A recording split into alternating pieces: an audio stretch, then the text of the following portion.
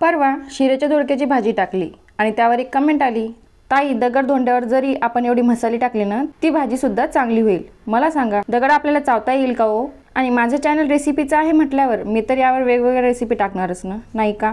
फक्त दगडाची भाजी मला जमणार नाही। सोडा, गमतीचा विषय आहे। आपल्याला काय करायचे, या कोबीचे अशा पद्धतीने तुकडे करून घ्यायचे आहे। विळीने किंवा चाकूने चिरता हातानेच अशा पद्धतीने याचे तुकडे करून घ्यायचे आणि नंतर यावर आपल्याला टाकायचं आहे मीठ आणि हळद। हळद टाकल्याने कोबीला छान असा कलर येतो आणि मीठ टाकल्याने कोबीला छान अशी चव येते। त्यामुळे हे इन्ग्रेडियंट यामध्ये टाकायचे आहे आणि यामध्ये तुम्ही धनिया पावडर किंवा तिखट सुद्धा टाकू शकता, पण मी यामध्ये टाकलेलं नाही। आता आपल्याला एक पॅन घ्यायचा आहे, त्यामध्ये 2 to 3 टेबलस्पून तेल टाकायचं आहे आणि ही कोबी यामध्ये टाकायची आहे आणि ही व्यवस्थित आपल्याला परतून घ्यायची आहे। कोबी परतण्यासाठी 3 ते 4 मिनिट सहज लागतात, त्यामुळे 3 ते 4 मिनिट ही कोबी अशा पद्धतीनेच परतून घ्यायची आहे। बघा या कोबीला छान असा कलर येतो आणि ही कोबी वरतून अशी मस्त क्रिस्प होते आणि खायला सुद्धा तितकीच भारी लागते। बघा अशा पद्धतीने ही कोबी तयार झाली पाहिजे। आता भाजी करण्यासाठी मी काही मसाले घेतलेले आहे।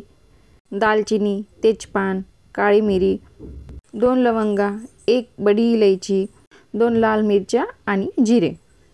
त्याच पॅनमध्ये 2 टेबलस्पून तेल ॲड करायचं आणि हे मसाले यामध्ये व्यवस्थित परतून घ्यायचे अशा पद्धतीने। आता यामध्ये आपल्याला बारीक चिरलेला कांदा टाकायचा आहे। यामध्ये मी 2 कांदे घेतलेले होते, ते बारीक चिरून घेतले आणि अशा पद्धतीने आपल्याला ते परतून घ्यायचे आहे। तुम्ही उभा सुद्धा चिरू शकता किंवा तुम्ही कांद्याची पेस्ट सुद्धा करू शकता।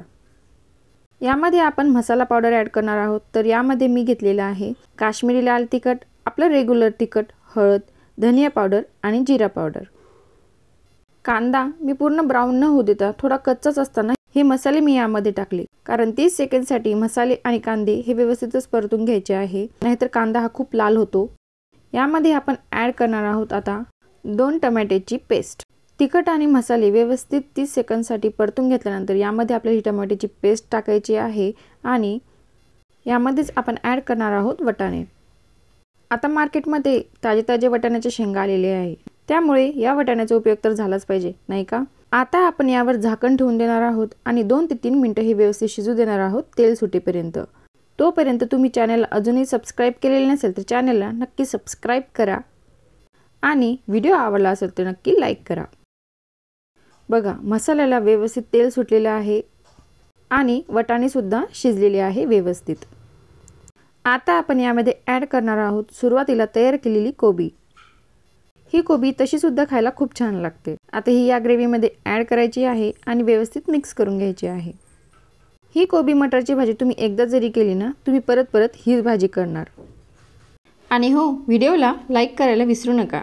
ही कोबी मटरची भाजी तर तुम्हाला ग्रेव्हीवाली लागत असेल तर तुम्ही यामध्ये पाणी सुद्धा ॲड करू शकता। यामध्ये मी अर्धा ग्लास पाणी ॲड केलेले आहे, ते सुद्धा गरम। यानंतर यामध्ये आपल्याला ॲड करायचं आहे मीठ। आणि हो, हॉटेलसारखी भाजी तयार करायची म्हटल्यावर यामध्ये कस्तुरी मेथी तर ॲड झालीच पाहिजे, त्यामुळे यामध्ये कस्तुरी मेथी ॲड करायची आहे आणि व्यवस्थित मिक्स करून घ्यायची आहे। मस्त हॉटेलसारखी भाजी लागते। यामध्ये आपण ॲड करणार आहोत अद्रकचे असे थोडेसे लंबे तुकडे, त्यामुळे मस्त हॉटेलसारखा लुक तयार होतो। आता यावर झाकण ठेवून ही भाजी व्यवस्थित 2 मिनिटांसाठी शिजू द्यायची आहे। बघा हॉटेलसारखी मस्त परफेक्ट भाजी आपली रेडी झालेली आहे। आता हॉटेलसारखा लुक आणण्यासाठी आपल्याला काय करायचं आहे, एखादा टोमॅटो घ्यायचा आहे, तो अशा पद्धतीने चिरून घ्यायचा आहे मोठ्या साईजचा आणि अशा छोट्या कढईत तेलामध्ये परतून घ्यायचा आहे। हॉटेलमध्ये गेल्यावर बघा त्यामध्ये असे टोमॅटो असतात आणि ते खायला सुद्धा तितकेच छान लागतात, त्यामुळे 30 सेकंदसाठी हे टोमॅटो अशा पद्धतीने परतून घ्यायचे आहे आणि हे भाजीमध्ये आपल्याला ॲड करायचं आहे सर्विंगसाठी।